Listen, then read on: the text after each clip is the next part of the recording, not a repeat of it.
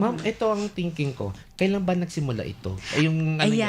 Ayan, sige sir. Hindi pa tayo natapos sa SDG goals, pero sige, i-ano po natin. Nag-start Sige po po. kasi siya, yung Bridges Autism. Yung naging participant din po kasi ako sa project ng US Embassy tsaka De La Salle, yung tinatawag na Academy for Women Entrepreneurs. It's just an idea at first.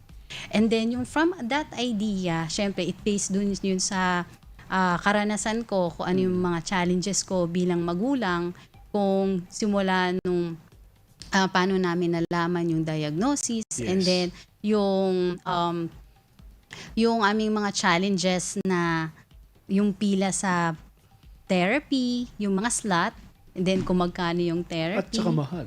Yes Opo. po, mahal na po sila Magkano ngayon. na ba ang ano ngayon, therapy? Actually, mga 1,000 pataas. 1,000. Mahal na. 1, 2, 1, 3, or Kung some, everyday yun, mahal na that's din. per hour. Wow. Yeah, Goodness. oo. And unlimited lang po yung slot. Unlimited ang yes, slots. kasi sometimes maghihintay po tayo ng 1 or 2 buwan para At makakuha saka ng yung slot. mga doktor natin ito or Ay, yan. konti sa Pilipinas. Yes po, there are around like less than 100 or Okay.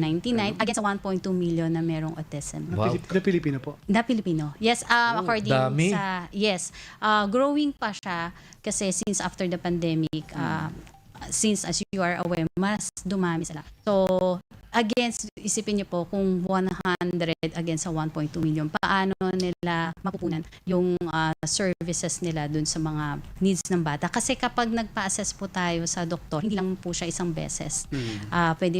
Nire-require din po ng twice or isang beses sa isang taon to check yung development ng bata.